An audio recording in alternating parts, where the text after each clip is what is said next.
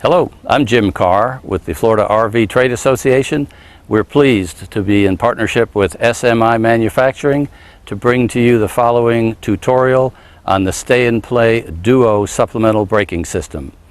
This tutorial was filmed live with Brent Shuck at the hitching post in Ocala, Florida. Brent? Thank you, Jim. As Jim just mentioned, we're here at the hitching post of Ocala in Florida.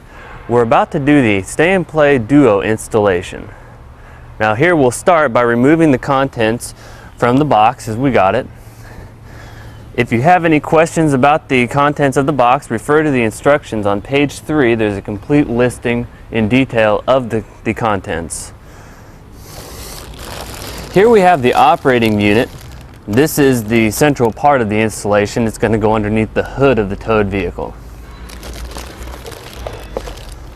In this bag we have the components needed to install the unit into the towed vehicle, including the breakaway switch, the fuse holder, wire ties, and all the connectors that you would need.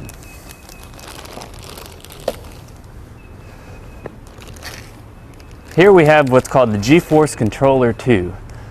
This is the part that has the on-off switch and also the sensitivity adjustment, and is installed within the driver's compartment of the towed vehicle. This is the coach notification bag, which includes the notification LED and also the wiring components necessary to install this item. Here we have the actuating cylinder, which mounts on the brake arm of the towed vehicle. This cylinder, once installed, will physically operate the pedal just as if someone's foot were pushing it. Here we have a length of 15 foot of 1/4 inch DOT airline. This airline is used to connect the operating unit to the cylinder on the brake arm. And of course we have the installation instructions, which also includes a wiring diagram, plumbing diagram, step-by-step instructions, and the warranty card information in the back. If you have any questions during the installation, remember to refer to the operating instructions. Also, if you have any questions, you may call the 800 number, 800-893-3763. Now let's get started by finding a location under the hood for the operating unit. Here we are at our 2009 Honda CR-V, a very popular towed vehicle. We've already popped the hood, and now we're going to begin looking underneath the engine compartment for a location for the operating unit. Remember, the location may not be visible initially, so we'll look around and see, looking beneath the battery, looking kind of behind the grill and the radiator area. The spot that we're going to locate for this particular install is going to be right here on top of this panel. This panel is removable, and we'll remove this panel. We'll mount the operating box with 4 screws in the eyelets on the flange on the box, and then we'll reinstall the panel back on top of the engine. Remember, when determining your location, you want to keep it away from any direct heat source or moving components that could damage or entangle the unit during normal vehicle operation. So right now we're going to remove this panel, taking our 10mm socket and ratchet.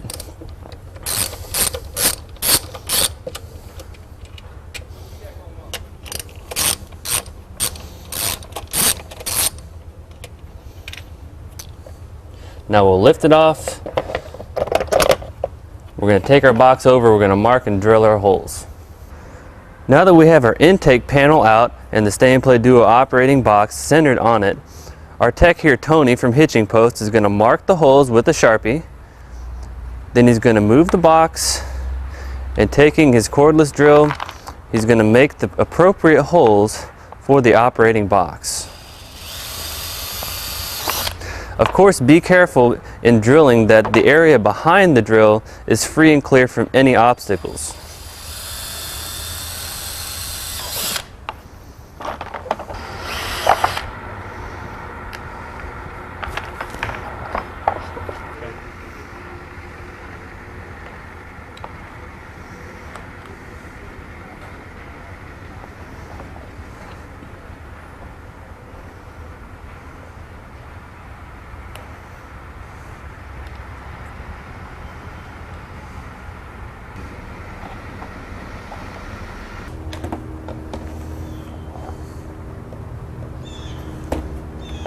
screwdriver.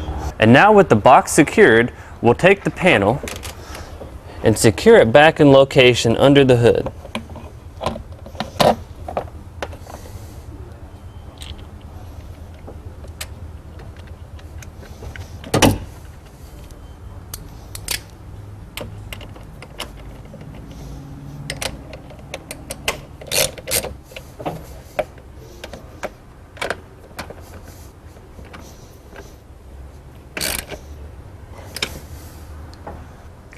Now we'll move on to the breakaway switch. We'll get this from the towed vehicle kit inside the package that we already opened. When locating a spot for the switch, we want to find a place that will allow the switch to be easily accessible, but also, when you're not towing, allow it to be somewhat concealed. Also, keep in mind when determining the location, you don't want it to be the lowest point on the vehicle to protect the switch.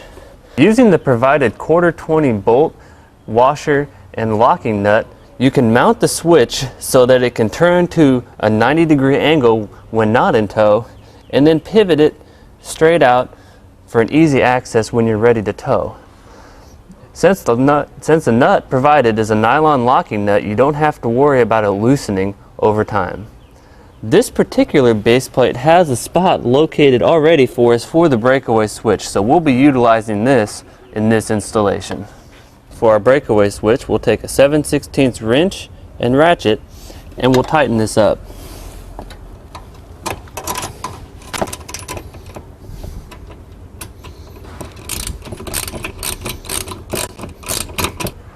We'll also take this time to mount the plug for our coach notification light. So we'll remove the jumper that's looped, and we'll take the end that has the red wire over the female side. That way, the power wire is not exposed, but the ground wire is. So we'll cut that, put a length of our provided flex loom over it,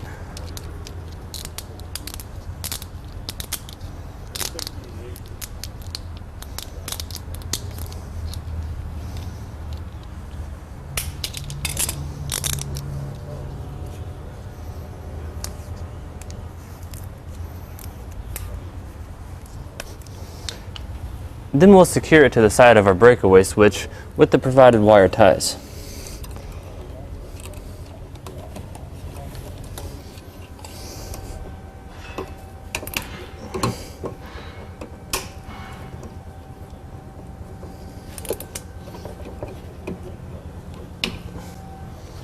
Now we'll move on to the vacuum connection.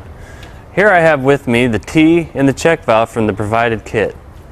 This particular vehicle utilizes an 11/32 size hose, so we won't need the provided adapters. First, we'll start by locating the brake booster of the towed vehicle, which is right here behind the master cylinder. We'll follow the line that comes from it and goes down to the engine. This is the line that we're going to be tapping into. We'll select the area of the hose that has enough of a straight part so that our fittings won't encounter any corners. We'll take our hose cutters, we'll cut a section here,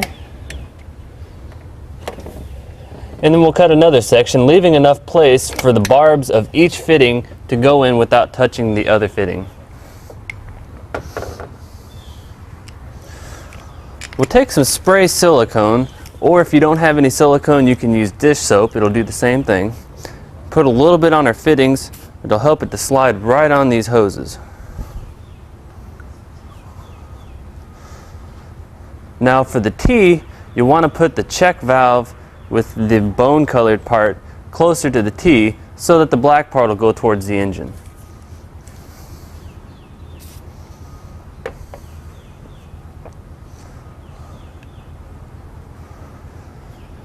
Since we've added a little bit of length here on the hose, we're going to trim approximately that much off of the hose here under the hood so that everything will still line up properly.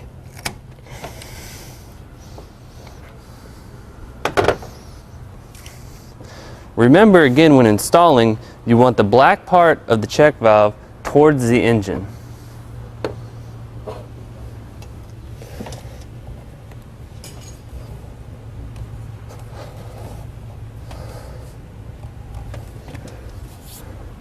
Now we'll route the vacuum hose from the stay-in-play system over to our T.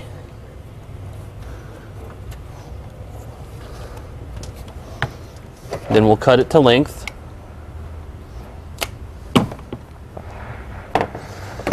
Get a little lubricant on our T. And then we'll slide the hose right on.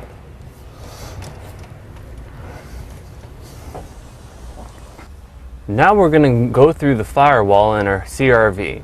So first we're going to go down and we're going to try to find an existing pass-through in the firewall. The first thing we're going to look for is the main wire harness grommet. Here we see the main wire harness grommet under the dash. It's easily accessible for this vehicle. So what we're going to do is carefully make a slit towards the perimeter of the grommet, furthest away from the wires. Then we're going to pass through a straightened coat hanger and tape our wiring for a GeForce controller and the DOT line for the air cylinder and pass it through to the engine compartment. Now that we've secured our wires to our coat hanger and the coat hanger is passed through the grommet, we went ahead and applied a light coat of silicone lubricant to the area that's going to pass through the grommet initially. That'll make for an easy, smooth pull and will also prevent the grommet accidentally pulling through on the other side. Should you need to drill a hole if no existing accesses are available, be sure that you smooth the edge so that the wires don't get nicked or marred, and also, once you're finished, use a high-grade silicone sealant to prevent any exhaust fumes or weather from passing through the firewall. Now that our wire is securely through the firewall, we're going to next locate the brake light switch of the vehicle. Oftentimes newer vehicles have a hush panel or other trim type panel underneath the dash that blocks the view and access to the brake light switch. This vehicle has such a panel, so we're going to remove it before we locate the switch. Often these panels are secured by either plastic tabs or screws. This one happens to have a twist knob on it, so we'll unlock it, we'll pull it down and release the clip on this side,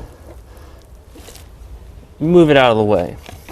Then we'll look up under the dash and locate the brake light switch. Now the switch, if you follow the arm up, you'll find it right here. You'll notice there's lots of wires on that switch, so we're going to use a 12-volt poke tester to test for the correct wire. The wire we're looking for on the switch is what's referred to as the cold side of the brake light switch. This wire normally has no voltage on it, but when the pedal is pressed, has 12 volts on it. This wire is also responsible for powering the brake lights of the towed vehicle during normal operation.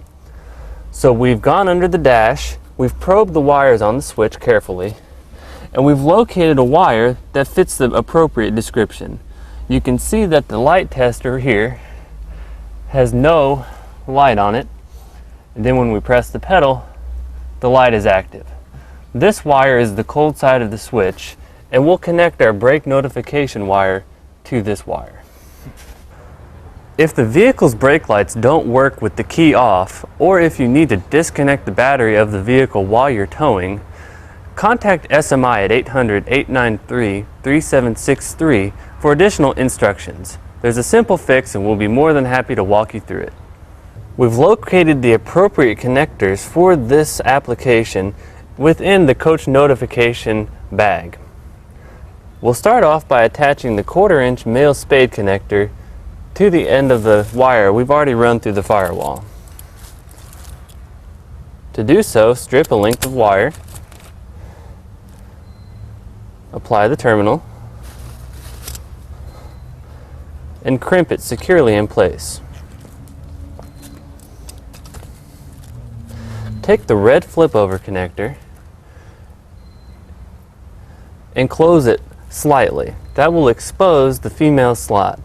You'll plug the male spade into this female slot, just like this. Now once you have it this far, you'll take this groove, place it over the wire, close the cap, and then crimp in place with a pair of pliers. Now we're going to mount the GeForce controller in the towed vehicle.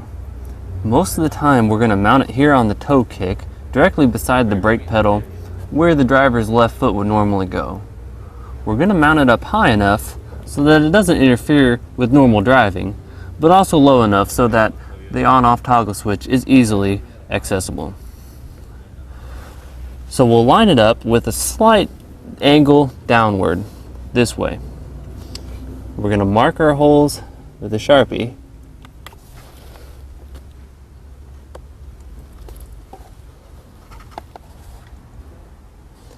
And then we're going to check for any wires or obstructions that may be behind this panel that we can't see before we put in the screws.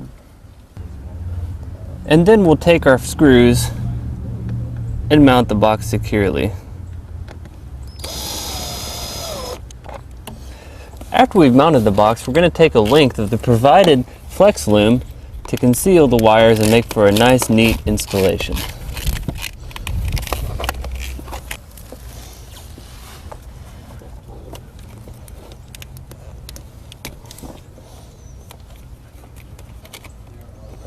Okay, now we'll prepare to mount the cylinder. We've removed the cylinder, the anchor, and the provided self-tapping screw from the installation bag. To prepare, remove the nuts from the cylinder and separate the two brackets. The cylinder will mount with the brake arm in between these two brackets, and then will be secured with the nuts, tightening the brackets together onto the brake arm. Then the bracket here for the tie down will go down on the firewall and will be secured with a self-tapping screw.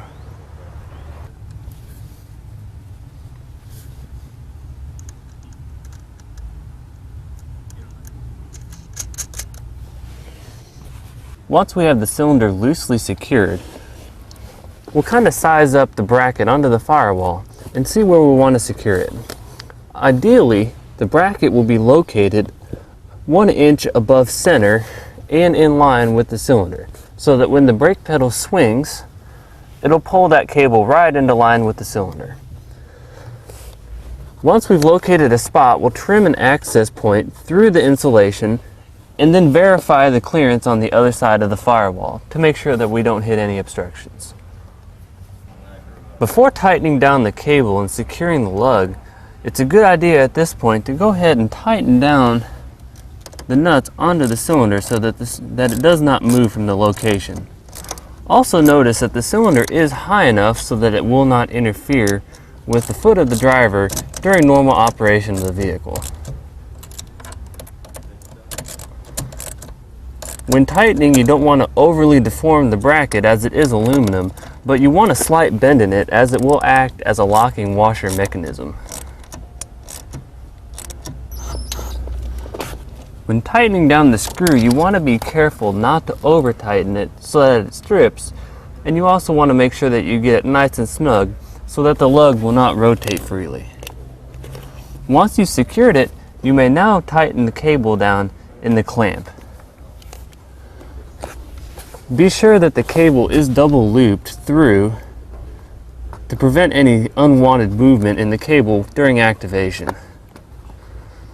Also keep in mind when tightening down the set screw that you will actually be making the cable tighter as you tighten the screw down. So leave a little bit of extra slack in to compensate for that before tightening. After it's all tight, you want to be able to move the cable to the far left and to the far right, and that distance to be about 1/4 to 1/2 inch. Now that the cable is secured and the cylinder is tightly fastened to the brake arm, we're going to go ahead and insert the hose into the back of the cylinder. To do so, make sure the hose is routed in a fashion where it will not come into contact with any moving parts such as the emergency brake or the steering column, and also that it won't interfere with the driver's foot during normal operation of the vehicle. Also make sure it's routed to avoid kinks or any unnecessarily sharp bends. After you've done this, take a pair of razor blade type cutters, which will provide a good clean edge. Make sure you cut it as straight as possible and insert it into the air fitting on the cylinder. You'll feel it click once and then click twice. After the second click, it's in there nice and tight.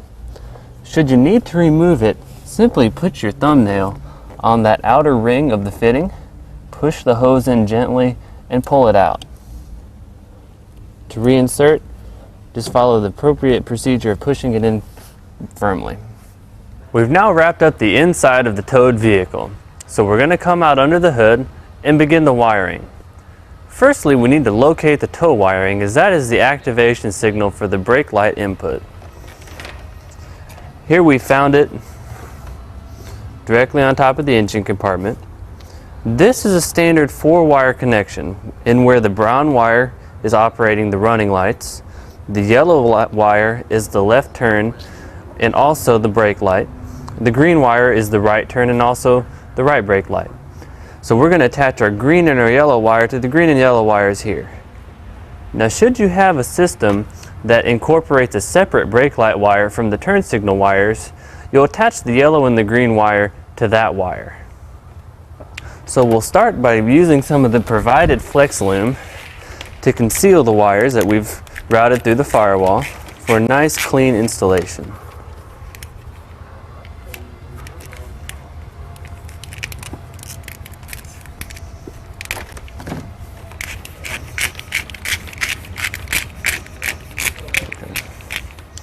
In dealing with the tow wiring, it's imperative that the ground of the tow wiring have continuity with the ground of the towed vehicle. Our system must be able to use the power that the coach provides through the tow wiring to activate the system, which is powered from the towed vehicle's battery.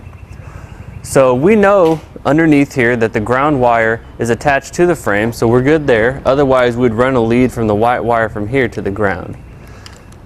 If you have bonded wire, which many times you will, the easiest way to separate it safely is to start in between with the razor knife and then move away from the sharp edge of the blade. If you move towards the sharp edge of the blade, you're very likely that you will trim the copper in between the two wires, and that can cause a short. By going against the blunt edge of the blade, you'll just merely push the two wires apart, keeping the casing intact.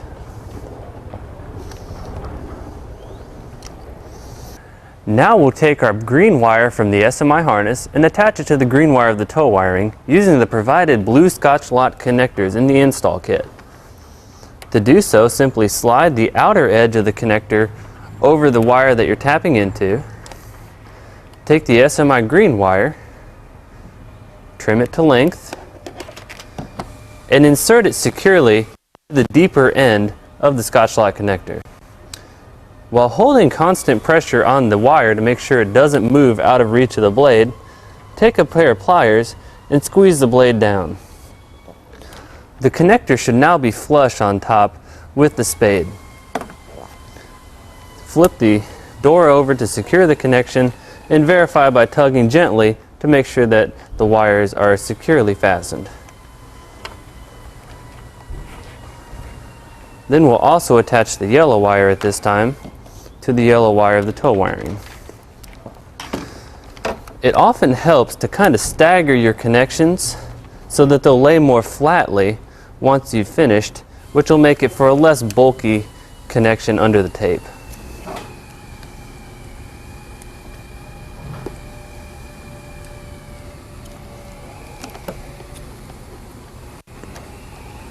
Now that they're secured, we'll put them together and we'll wrap it with a high quality electrical tape to ensure that it's waterproof for maximum longevity of the connection. Now we'll make the ground connection for the installation. Remember, as I mentioned before, the ground for this system must also have continuity to the tow wiring for proper operation. We'll begin by taking the white wire, stripping it, and putting the ring terminal on. It's not recommended to use the battery as a ground, as mechanics may change the battery in the future and forget to put the ring terminal back on, causing improper function of the system. We've looked around and couldn't find an existing ground suitable for our operation, so we're going to create our own by using a self-tapping screw into a piece of sheet metal under the hood. Of course, as always, when drilling in the towed vehicle anywhere, you want to make sure that the area behind where you're drilling is free from any obstacles that may be damaged from the screw going through.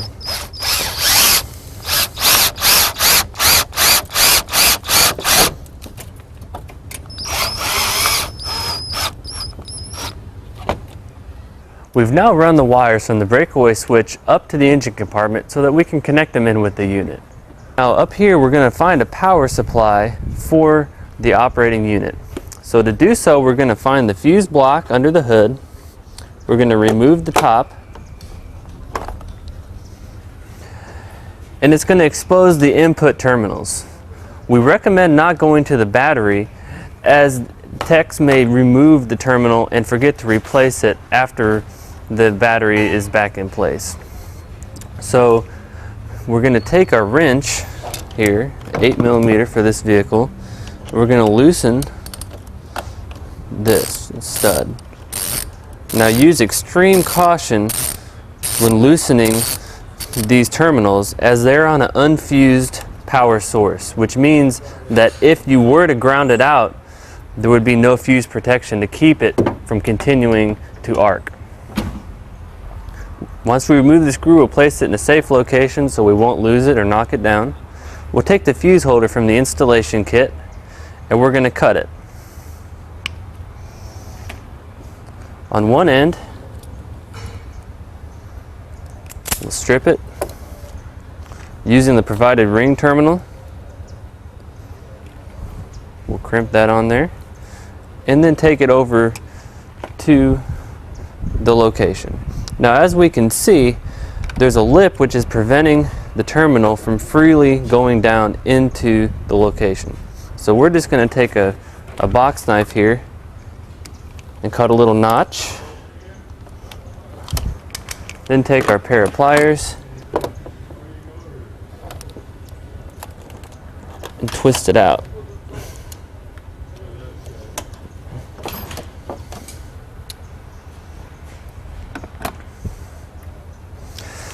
Now the terminal will be able to freely go down for the mounting. Again, using extreme caution, we're going to tighten this down, making sure not to come in contact with any grounds with the ratchet.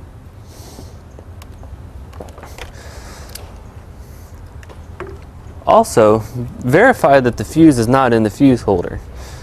If it were to be in the fuse holder and this were to touch a ground, then the fuse would be blown and would be useless.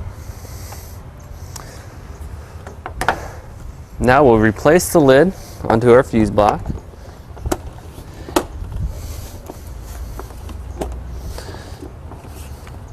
It looks like we're getting a little resistance here from the terminal again. So in a like manner as we did with the bottom piece, we'll trim a little channel for the terminal to be exposed.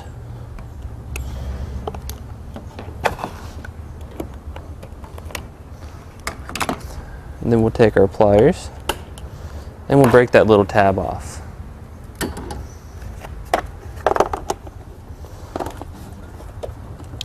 Now the box can close completely. On this end of the fuse holder, we'll take the provided 3-way crimp connector from the installation bag. We'll crimp it on.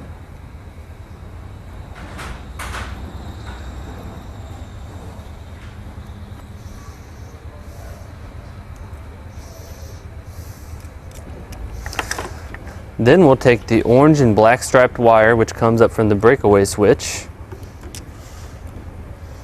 trim it to length, and we'll crimp it into one of the ends of the 3-way connector.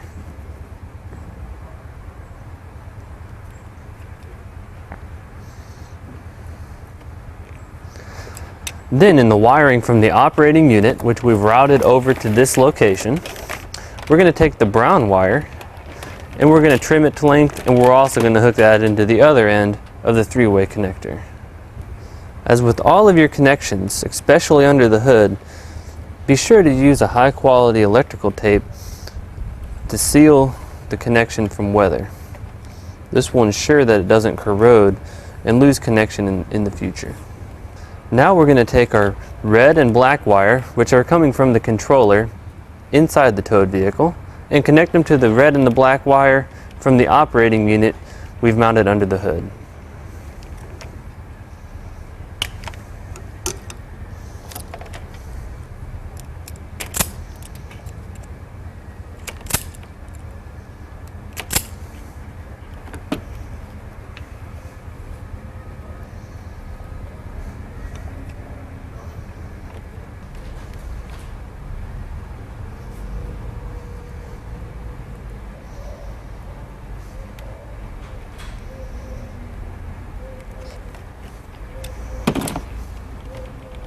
And again, we're going to wrap these with our electrical tape.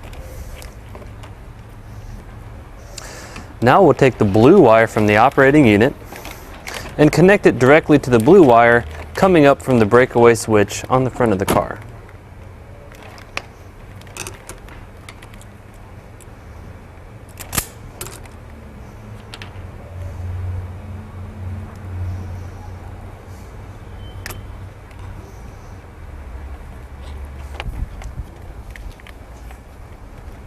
Now that we've completed the wiring under the hood, we're going to neaten everything up, cover any exposed wires with the provided flex loom, and then proceed to the next step.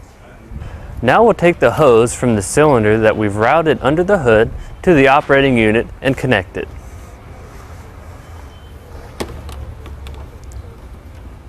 Again, in routing, make sure that you avoid any bends, kinks, moving objects, or direct heat sources that could damage the hose.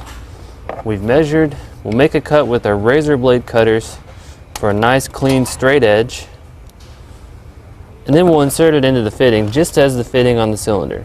2 clicks, make sure it's hold. Then as a final step under the hood, we'll insert the 20 amp fuse into the fuse holder.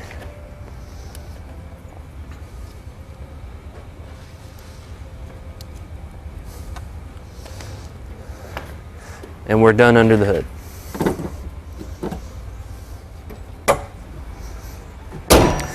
Then lastly, if you haven't done so already, we'll insert the breakaway dead plug into the breakaway switch. This pin can only go in one direction. You can see that it makes an eye. It'll line up in the channels. Push with your thumb. You don't want to get your finger behind that tab, otherwise it could pinch and you'll feel it snap into place. The first 3 to 4 times that you remove the pin will be pretty stiff, but after the switch is broken in, it'll be removed in and out easily. Should you find it too difficult, you can use a WD-40 or a silicone lubricant to aid in breaking the switch in. The last step before we test the unit is to put the coach notification light on the tow bar. We've removed the light from the kit and also the other end of the plug, which we mounted on the breakaway switch. We've connected it using the provided butt connector so that the red wire receives power and the black wire is a ground. Since we've already wired it up, we're going to use some of the provided flex loom to conceal this wire and also give it a little protection from any damage it may receive outside.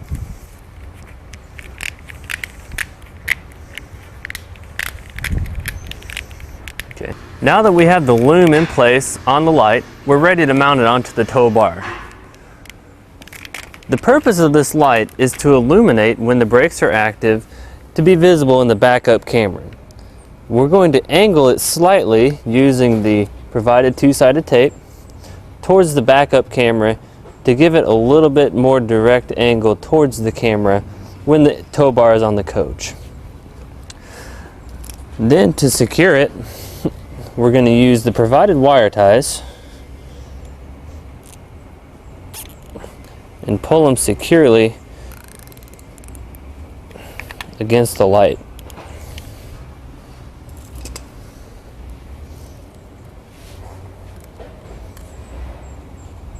When positioning the wire ties, you want to make certain that the wire tie does not conceal any of the LED bulbs so that you get a nice bright image in the backup camera. Now we're ready to test the installation. In order to test the Duo, you have to have both signals for the activation. The first being the brake lights and the second being inertia. Now the inertia switch is configured so that it can operate while stationary in the most sensitive position. So the ideal situation is to hook up the motorhome tow wiring to the towed vehicle and have somebody apply the brakes for this procedure. If that's not available, you can run a wire from the power side of the battery down to the front of the tow wiring on the vehicle to illuminate the tow wiring lights to simulate the brake lights being on from the coach. After you verify that the tow wiring is active, turn the on switch of the controller on and then lower the knob down until the unit activates. You'll see as it activates, it pulls the pedal down. If it does not activate, you may need to verify the fuse's connection in the fuse holder, or the controller may be tilted with too much of an angle backwards, preventing it from activating with the inertia switch. We can see here that everything is fine, so to set the initial sensitivity, we'll go down till it activates, we'll raise it up slowly until it shuts off, and then we'll go up another 1/8 of an inch and lock the knob down. This is a good starting position for the sensitivity. Should you find that the brakes are coming on too often while towing, raise the knob up approximately 1/8 of an inch. If you find that it's coming on not often enough while towing, you can lower it down 1/8 of an inch and increase the activation. Now we're ready for the final phase in testing the Stay and Play Duo system. Here we're going to pull the breakaway pin and we'll hear the pump engage and the brake pedal will depress in the towed vehicle. When the brake pedal depresses, we'll notice that the blue lights on this tow bar mounted coach notification monitor will illuminate.